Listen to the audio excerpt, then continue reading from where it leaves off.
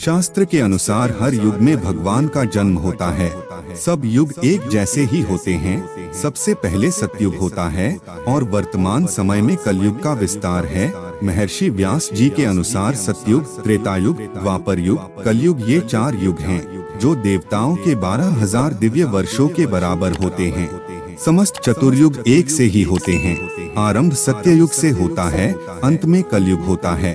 किसी भी जन्म में अपनी आजादी से किए गए कर्मों के मुताबिक आत्मा अगला शरीर धारण करती है।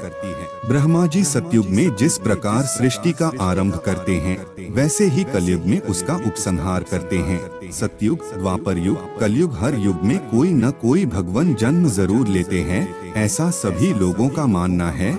लेकिन क्या आप जानते हैं कि युग कितने प्रकार के होते हैं? किस युग में इंसान कितने जन्म लेता है?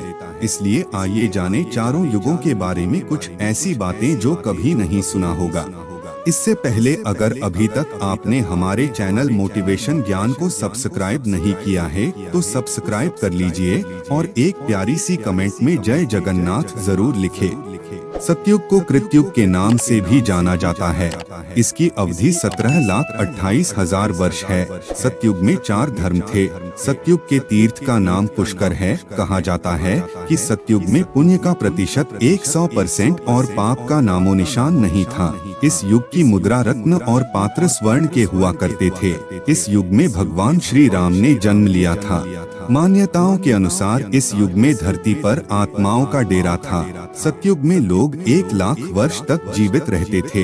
कहा यह भी जाता है कि इस युग में लोग अपनी इच्छा के अनुसार जीवित रह सकते थे। यह दूसरा युग है। शास्त्र के अनुसार त्रेतायुग की शुरुआत वैशाख माह के शुक्ल पक्ष की तृतीया तिथि से होता है। इस युग में 12,96,000 वर्ष थे। इस युग में धर्म के 3 चरण थे। त्रेतायुग का तीर्थ नैमिषारण्य है। इस युग में पाप की मात्रा 25% और पुण्य की मात्रा 75% थी। त्रेता युग की मुद्रा स्वर्ण थी और इस युग के पात्र चांदी के हुआ करते थे। इस युग में वामन और परशुराम श्री राम जी के अवतार थे। इस युग में लोग 10,000 साल तक जीवित रह सकते थे। हिंदू धर्म में श्री राम श्री विष्णु के 10 अवतारों में 7वें अवतार हैं, लेकिन यह रहस्य बहुत कम लोगों को मालूम है कि श्री राम की मृत्यु कैसे हुई। दरअसल भगवान श्री राम की मृत्यु एक रहस्य है, जिसका उल्लेख सिर्फ पौराणिक धर्म ग्रंथों में ही मिलता है। पद्म पुराण के अनुसार भगवान श्री राम ने सरयू नदी में स्वयं की इच्छा से समाधि ली थी। इस बारे में विभिन्न धर्म ग्रंथों में विस्तार से वर्ण मिलता है। श्री राम द्वारा सरयू में समाधि लेने से पहले माता सीता धरती माता में समा गई थी। इसे तृतीय युग कहते हैं। धर्मशास्त्र के अनुसार इस युग की शुरुआत माघ माह की पूर्णिमा थी। इस युग में धर्म के 2 चरण थे। द्वापर युग 86,04,000 वर्षों का था।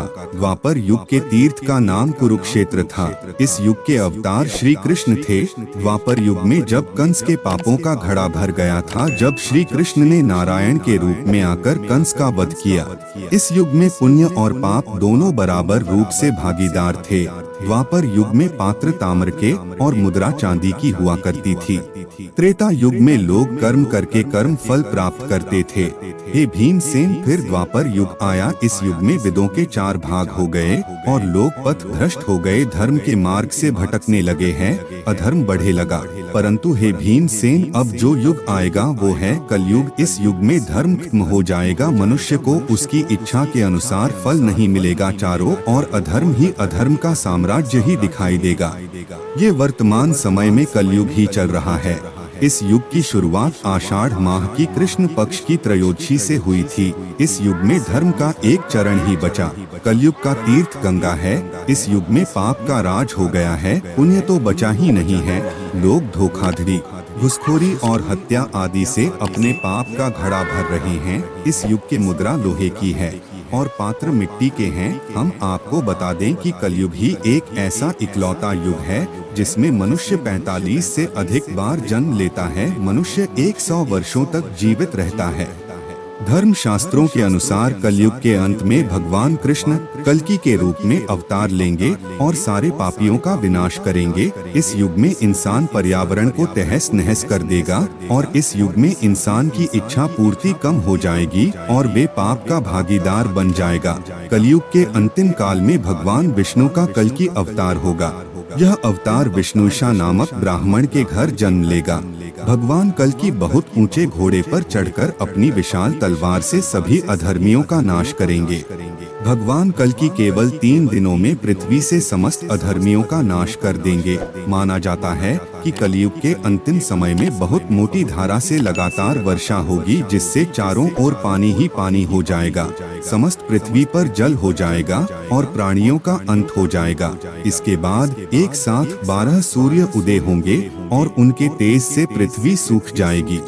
तो आज के लिए इतना है मित्रों। ऐसे ही कुछ जानकारी आपके लिए लेके आऊंगा अगले वीडियो में। अगर ये जानकारी आपको अच्छी लगी हो तो वीडियो को लाइक करें, शेयर करें और सब्सक्राइब करें। धन्यवाद।